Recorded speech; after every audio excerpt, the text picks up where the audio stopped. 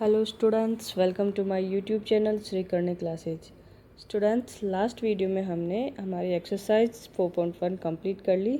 इस वीडियो से हम एक्सरसाइज 4.2 स्टार्ट करने जा रहे हैं। तो चलिए करते हैं स्टार्ट। क्वेश्चन नंबर फर्स्ट आपको स्क्रीन पर दिखाई दे रहा होगा। इसमें लिखा है कि इन प्रयोगों में आप जो परिणाम देख सकते हैं उन्हें लिखिए। मतलब हमें ये जो नीचे जो प्रयोग दे रखे हैं, कौन सा पहला प्रयोग है हमारे पहिए को घुमाना। मतलब ये जो नीचे ये पहिया दे रखा है, इसको घुमाने पर हमें क्या क्या परिणाम देखने को मिल सकते हैं ये बताना है। और दूसरा जो है हमारा कि दो सिक्कों को एक साथ उछालने पर हमें क्या परिणाम मिलेंगे। अब देखो, फर्स्ट में बोला है कि पहिए को घुमाने पर। अब ये जो पहिया हमें सामने दिखाई दे रहा है, ये वाला, इसमें इसको घुमाएंगे तो हमें क्या क्या परिणाम देखने को मिलेंगे।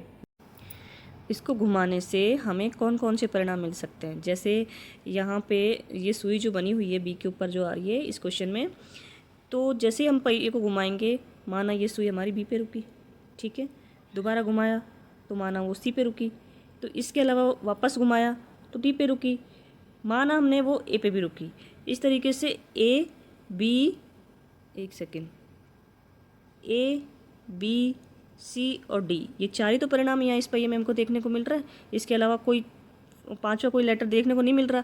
मतलब या तो ए पे रुकेगा, या बी पे, या सी पे, या डी पे। इन चारों परिणामों के अलावा हमें कोई और परिणाम देखने को यहाँ नहीं मिल रहा है। तो इसको हम यहाँ पे लिख सकते हैं नीचे इसके, थोड़ा आराम से प्रॉपर ऐसे इसको, कि पहिए को घुमाने पर परिणाम देखने को मिल सकते हैं। तो हम यहाँ लिखेंगे,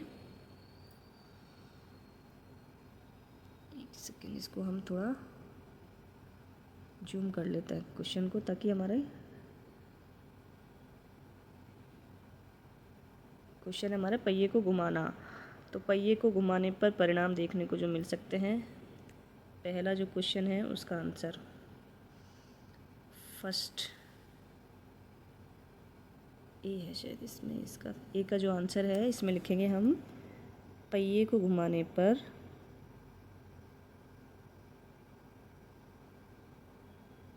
पहिए को घुमाने पर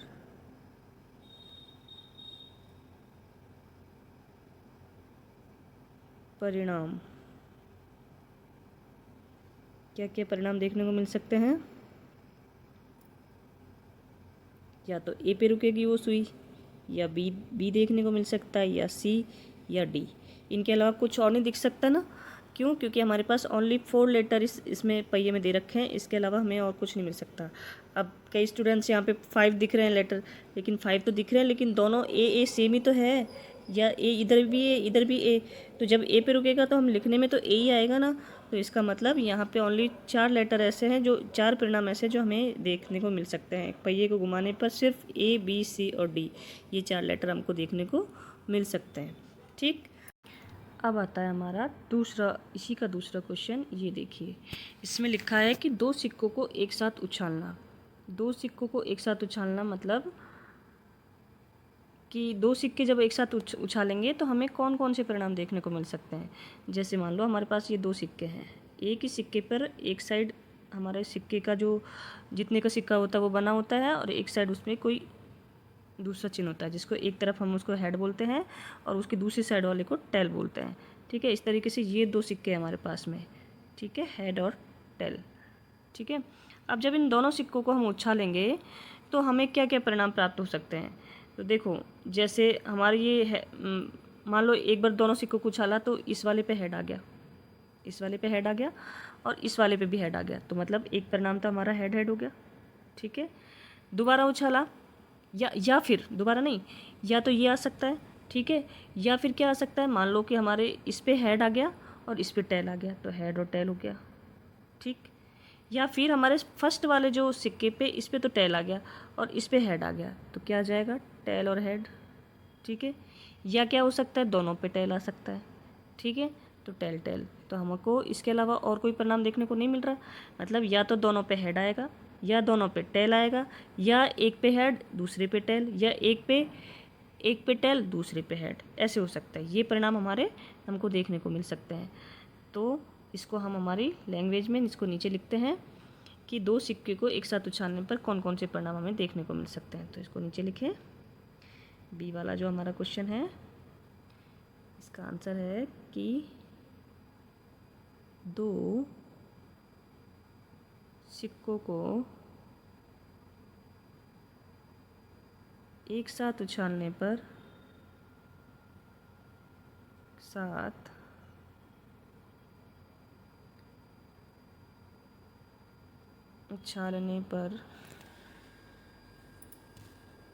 एक साथ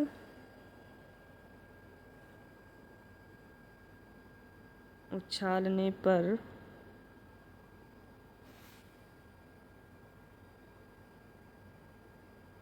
परिणाम, क्या क्या परिणाम आ सकते हैं?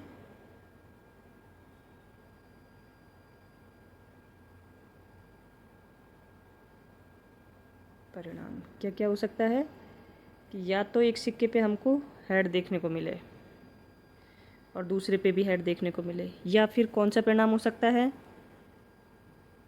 या हो सकता है हमारे पास दूसरे पे, एक पे हेड दिखे दूसरे पे टेल दिखे, और इसके अलावा पहले वाले सिक्के पे हमको टेल देखने को मिले और दूसरे वाले सिक्के पर हेड देखने को मिले, या फिर पहले वाले सिक्के पे भी टेल देखने को मिले और दूसरे वाले पे भी टेल देखने को मिले। इसके अलावा और कोई परिणाम हमको देखने को नहीं मिल सकते। तो ये वाला क्वेश्चन हमारा कंप्लीट हुआ कि दो सिक्कों को एक साथ उछालने पर जो परिणाम हमें मिलेंगे, हेड हेड, हेड टेल, या टेल हेड, या फिर टेल टेल। इनके अलावा कोई परिणाम हमको देखने को नहीं मिलेंगे। तो ये क्वेश्चन, एक सेकेंड,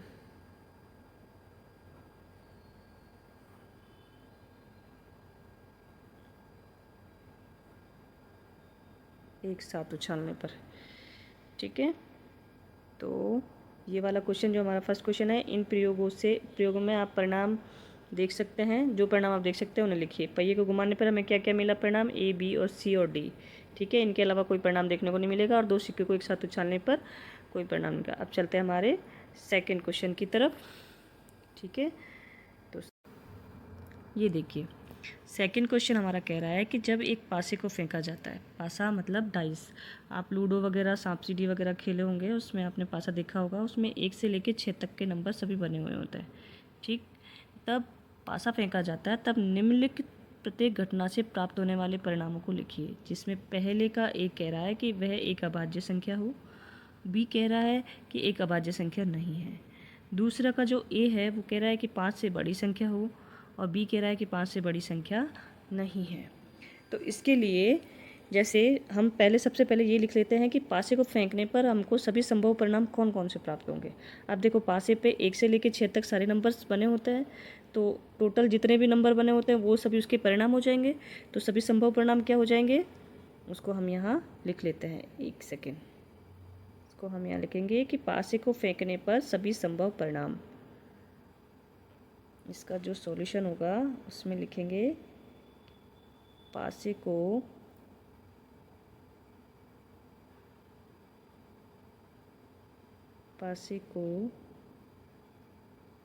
फेंकने पर सभी संभव परिणाम।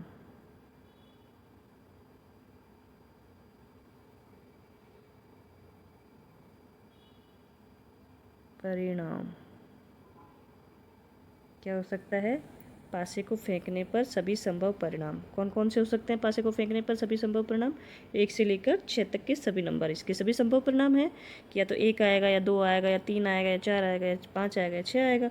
इसके अलावा और कोई नंबर पासे पे होते ही नहीं है, तो वो परिणाम में आएगा ही नहीं। तो इसका आंसर आएगा 1 से लेकर 6 तक के सभी नंबर। इसको हम यहाँ लिख सकते हैं 1, 2, 3, 4, 5 एंड 6, ठीक। 1 से लेकर सभी 6 तक के सभी परिणाम पासे को फेंकने पर सभी संभव परिणाम होता है। अब देखिए, अब हमारे क्वेश्चन का फर्स्ट जो क्वेश्चन कह रहा है, इसमें कह रहा है कि एक अभाज्य संख्या होनी चाहिए, कि मतलब अब हमें वो परिणाम निकालना है जो एक अभाज्य संख्या है। तो यहाँ पे हमें पहले अभाज्य संख्या के बारे में पता होना चाहिए कि अभाज्य संख्या होती क्या है। तो जैसे मैं आपको पहले इसको समझा देती हूँ कि अभाज्य संख्या वो संख्याएं होती हैं जिसमें एक तो खुद के अलावा और एक ओनली वन के अलावा, इसके अलावा किसी और संख्या का भाग नहीं जाता हो। एक तो वन का जाना चाहिए, एक खुद स्वयं का जाना चाहिए, वो एक अभाज्य संख्या में आती है। अब इसमें एक एक अपवाद है कि जैसे वन जो है, वन में वन का जा रहा है, तो या तो आप ऐसे भी बोल सकते हो वन का भी जा रहा है और खुद का भी जा रहा है, तो लेकिन इसका जो गुणनखंड है सिर्फ एक ही गुणनखंड निकल के आता है। लेकिन जबकि हमारे जो गुणनखंड होते हैं वो दो निकलने, एक तो एक आना चाहिए, एक वो खुद आना चाहिए। ठीक है, तो एक अभाज्य संख्या में नहीं आता। अभाज्य संख्या में हमारे जो नंबर्स होंगे वो एक नहीं होगा। दो, देखो दो में दो का भाग जा रहा है और एक का पूरा पूरा भाग जा रहा है, इसके अलावा और किसी संख्या का भाग नहीं जाता, इसीलिए अभाज्य संख्या है। तीन, तीन एक अभाज्य संख्या है या नहीं है? देखो तीन में एक का पूरा पूरा भाग जा रहा है, दो का पूरा पूरा भाग नहीं जाता है, तीन का पूरा पूरा भाग जा रहा है, इसके अलावा और संख्या सारी उससे बड़ी है तो जाएगा ही नहीं, तो इसका मतलब तीन अभाज्य संख्या है। चार, चार में क्या होता है? देखो चार में एक का भाग भी जा रहा है, दो का भी जा रहा है और तीन का नहीं जा रहा, लेकिन चार का भी जा रहा है, तो इसमें एक, दो और चार तीन गुणनखंड हो गए, इसका मतलब ये अभाज्य संख्या नहीं है। अब पाँच, पाँच में देखो एक का जा रहा है, दो का पूरा पूरा भाग नहीं जाएगा, तीन का भी नहीं जाएगा, चार का भी नहीं जाएगा, पाँच का पूरा पूरा भाग जाएगा, मतलब एक का भी जा रहा है और खुद स्वयं पाँच का भी जा रहा है, इसके अलावा और तो सारी बड़ी संख्या है तो जाएगा ही नहीं, तो इसका मतलब पाँच भी अभाज्य संख्या है। छः, छः में देखो एक का जा रहा है, दो का जा रहा है, तीन का जा रहा है पूरा पूरा भाग, लेकिन चार का पाँच का नहीं जा रहा और छः का पूरा पूरा भाग जा रहा है, इसका मतलब इसमें एक, दो, तीन और छः चार गुणनखंड हो गए, इसका मतलब ये अभाज्य संख्या नहीं है। तो अब हमारे पास अभाज्य संख्या कौन कौन सी आ गई? दो, तीन और पाँच। ठीक है, अब हमारा जो क्वेश्चन है फर्स्ट ए, ये कह रहा है कि एक अभाज्य संख्या होनी चाहिए, तो एक अभाज्य संख्या के लिए परिणाम इसके हम फर्स्ट का ए हमारा क्या कह रहा है कि वो अभाज्य संख्या होनी चाहिए। तो अभी हमने पढ़ा कि अभाज्य संख्या कौन कौन सी है। अभाज्य संख्या हो, अभाज्य संख्या के लिए परिणाम, एक सेकेंड, अभाज्य संख्या के लिए परिणाम, अभाज्य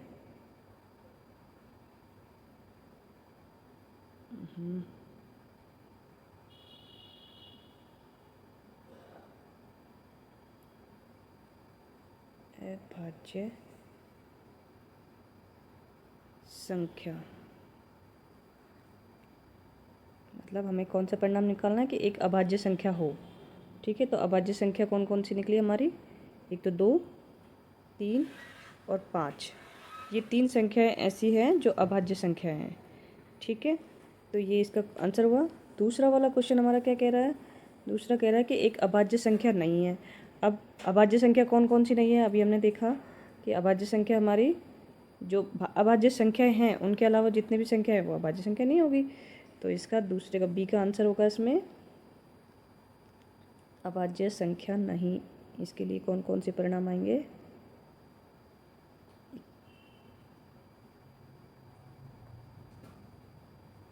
अभाज्य संख्या नहीं, कौन कौन से? एक तो एक अभाज्य संख्या नहीं है क्योंकि इसका एक ही गुणनखंड है।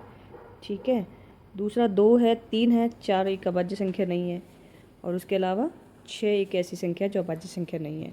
इसके अलावा और संख्याएं भी ऐसी हैं जो अभाज्य भी हैं अभाज्य नहीं भी है, लेकिन हमें पासे से देख के बतानी है। पासे में तो सिर्फ एक से लेकर छः तक के नंबर होते हैं, तो यहाँ पे हमें सिर्फ एक, चार और छः यही परिणाम मिलेंगे। ठीक है, इसी का जो दूसरा क्वेश्चन है, इसी क्वेश्चन का ये कह रहा है कि पाँच से बड़ी एक संख्या होनी चाहिए, कि पाँच में पाँच से बड़ी संख्या कौन सी है? देखो क्वेश्चन को ध्यान से पढ़ें। पाँच से बड़ी एक संख्या, पाँच से बड़ी एक संख्या मतलब पाँच तो नहीं होगी। ठीक है, पाँच से छोटी तो होगी नहीं होगी, लेकिन पाँच भी नहीं होगी, तो इसका मतलब पाँच से में सिर्फ पाँच से बड़ी सिर्फ और सिर्फ एक ही संख्या है, वो है छः। ठीक है, तो इसका परिणाम क्या आ जाएगा? ओनली एक, वो भी सिक्स।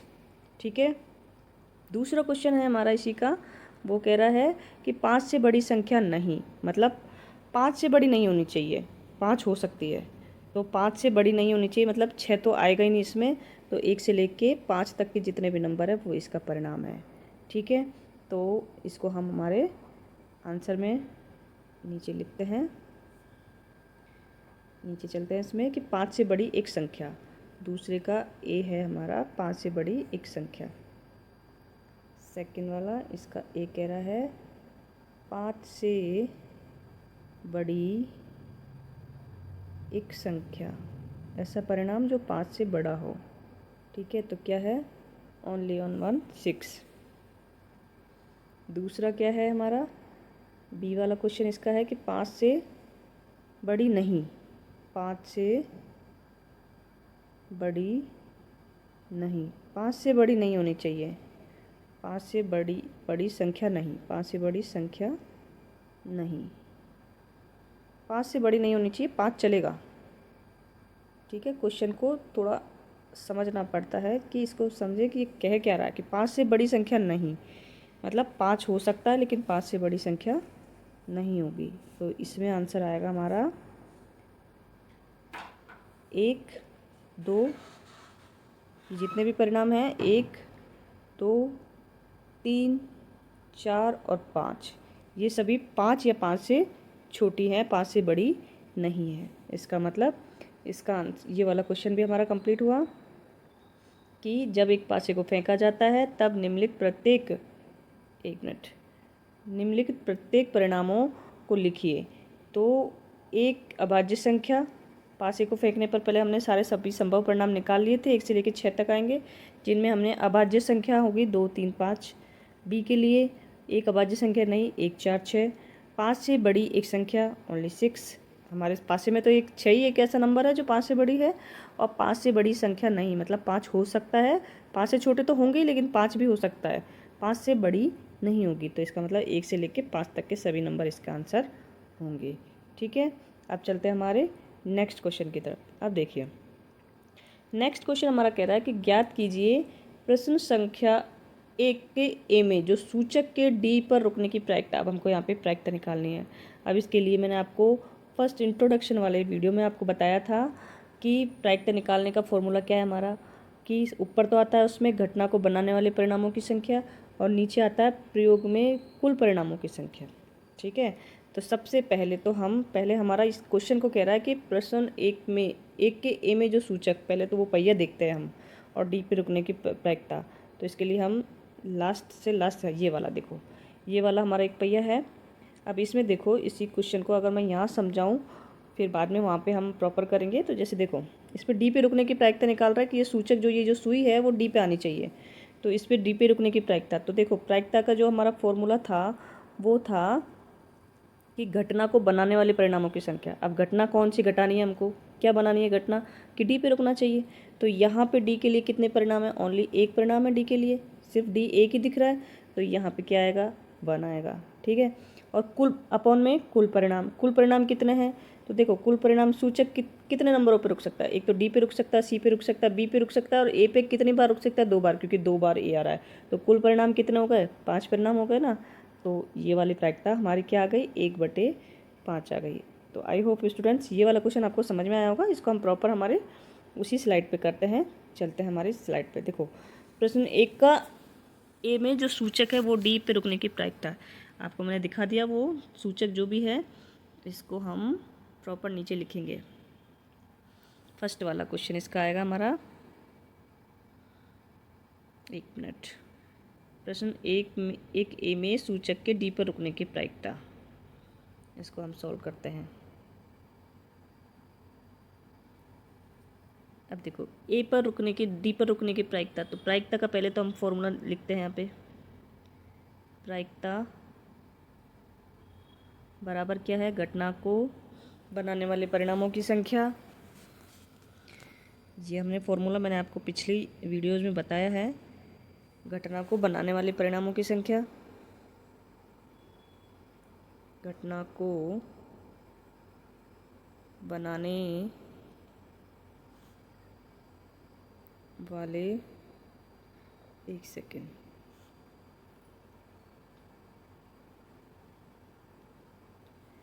परिणामों,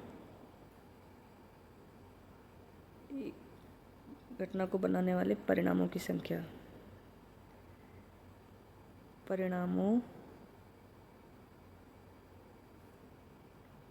की संख्या बटे में क्या आएगा, कुल परिणाम, प्रयोग के परिणामों की कुल संख्या, यही था। तो इसको हम यहाँ लिख सकते हैं कुल परिणाम ओनली, कुल परिणाम। अब कुल परिणाम तो हमारे उस सूचक में कितने थे, उस पहिए में 5 थे ना, 2 तो ए थे, बी सी और डी, टोटल परिणाम तो कितने हो गए, 5 हो गए। तो हम यहाँ पे लिखेंगे, देखो यहाँ पे डी पर, सूचक के डी पर रुकने के सूचक का डी पर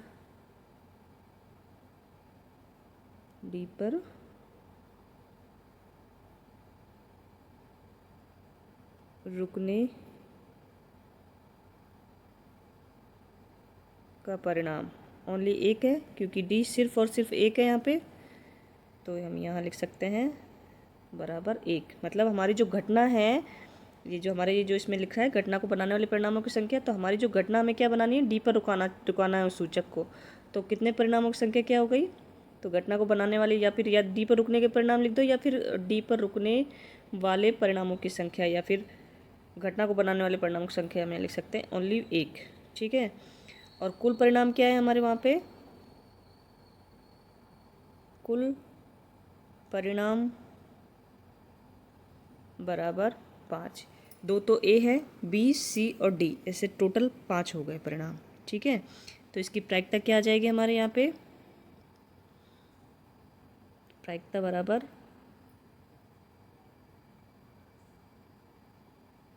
प्रायिकता बराबर 1/5, ठीक है। तो इस क्वेश्चन का आंसर हुआ हमारा 1/5। क्या था क्वेश्चन हमारा, कि डी पर रुकने की प्रायिकता, प्रश्न 1A में सूचक के डी पर रुकने की प्रायिकता आ गई हमारी 1/5। ओके स्टूडेंट्स, बी वाला क्वेश्चन कह रहा है हमारा, अच्छी प्रकार से फेंटी हुई 52 ताशों की एक गड्डी में से एक इक्का प्राप्त करने की प्रायिकता। अब देखो, आपने ताश देखे होंगे, उसमें टोटल 52 पत्ते होते हैं, जोकर को हटा के, ठीक है। उस 52 पत्तों में से हमें एक इक्का निकालना है। अब देखो, कुल परिणाम तो हमारे कुल जितने भी ताशें वो हो गई, तो कुल परिणाम में तो हमारे क्या आ गए, 52 ताशें, तो 52 आ जाएगा कुल परिणाम। तो अब घटना क्या बनानी है हमको, कि हमें एक इक्का निकालना है, एक इक्का निकालना है।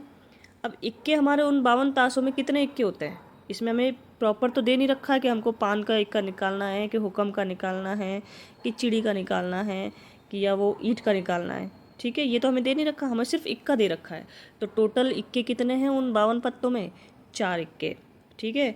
तो घटना को बनाने वाले कितने परिणाम हो रहे हैं हमारे यहाँ पे, 4। हमें घटना इक्का निकालना, यही घटना बनानी है ना हमें, तो कितने इक्के हुए यहाँ पे, 4। तो हमारे घटना को बनाने वाले परिणाम कितने हो गए, 4, ठीक है। और कुल परिणाम कितने हो गए, 52। तो इसको हम यहाँ पे इसकी प्रायिकता यहाँ लिख सकते हैं नीचे। दूसरे का आंसर जो होगा हमारा, घटना को बनाने वाले परिणाम कौन कौन से हो गए, घटना को बनाने वाले परिणामों की संख्या,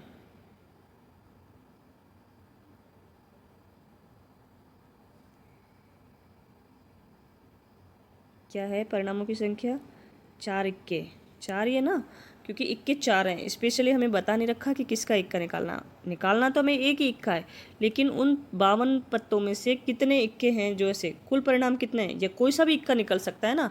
तो कुल कितने परिणाम, घटना को बनाने वाले कितने इक्के हैं वहाँ पे, 4 इक्के हैं। तो यहाँ पे आ गए, घटना को बनाने वाले परिणामों की संख्या कितनी आ गई, 4 आ गई। अब कुल परिणाम क्या है हमारे यहाँ पे, कुल परिणाम है वो कुल जो ताश है, जितने भी ताश हैं हमारे पास में, कुल परिणाम बराबर 52, क्योंकि 52 टोटल ताश 52 है। तो यहाँ पे प्रायिकता क्या हो सकती है हमारी,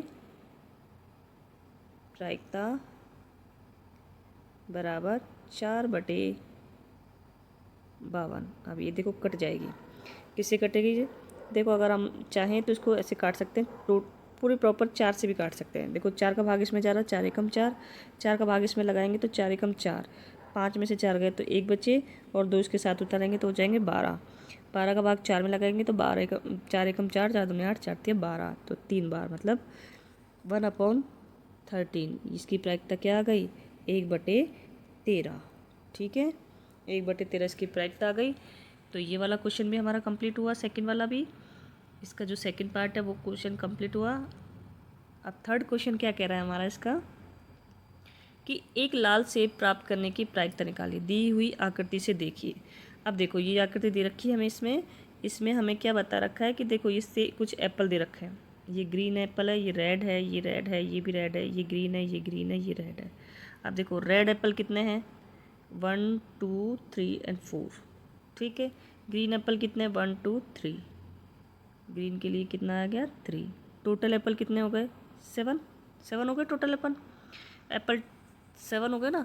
अब यहाँ कह रहा है कि लाल सेब प्राप्त करने की प्रायिकता, तो कुल परिणाम तो हमारे 7 हो गए, और लाल सेब प्राप्त करना है तो घटना कितने, मतलब कि घटना को बनाने वाले परिणाम कितने हैं? 4 हैं, क्योंकि 4 ही लाल एप्पल है हमारे पास में, लाल सेब 4 ही है ना। तो घटना को बनाने वाले परिणामों की संख्या कितनी हो गई? 4, और कुल परिणाम 7। तो प्रायिकता क्या आ गई? सीधी सीधी 4/7। फॉर्मूले से यही निकल के आएगा, है ना। तो इसको हम यहाँ लिख सकते हैं नीचे, क्वेश्चन को प्रॉपरली नीचे। इसका आंसर हम यहाँ लिखेंगे,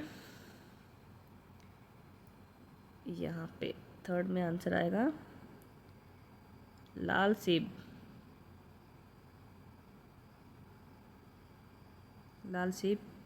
प्राप्त करने के परिणाम,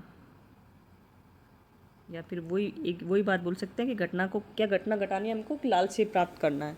तो लाल सेब प्राप्त करने के परिणाम कितने हैं? 4, क्योंकि 4 टोटल 4 लाल सेब हमारे हैं, तो 4 में से कोई सा भी आ सकता है, कि परिणाम 4। ठीक है, और कुल परिणाम कितने हैं? कुल परिणाम मतलब कुल सेब यहाँ पे कितने हैं? 4 तो लाल थे और 3 ग्रीन थे, तो कुल आ गए हमारे यहाँ पे 7। ठीक है, अब यहाँ पे हमारी जो प्रायिकता है वो क्या निकल के आएगी? लाल सेब प्राप्त करने की प्रायिकता बराबर 4/7। क्या आएगी? 4/7। तो लाल सेब प्राप्त करने की प्रायिकता 4/7। अगर आपसे इस क्वेश्चन में ये भी पूछ लेता कि ग्रीन सेब प्राप्त करने की प्रायिकता कितनी होगी, तो ग्रीन सेब कितने हैं? 3, और टोटल सेब कितने हैं? 7, तो 3/7 इसकी ग्रीन सेब प्राप्त करने की प्रायिकता हो जाएगी। तो स्टूडेंट्स, इस वीडियो का एंड हम यहीं पे करते हैं। नेक्स्ट वीडियो में हम इस एक्सरसाइज के बचे हुए सभी क्वेश्चन कंप्लीट करेंगे। तो आपको ये वीडियो कैसा लगा मुझे कमेंट करके ज़रूर बताएं। अगर आपको वीडियो पसंद आए तो इसको लाइक करें, दोस्तों के साथ शेयर करें और चैनल को सब्सक्राइब करें। Thank you.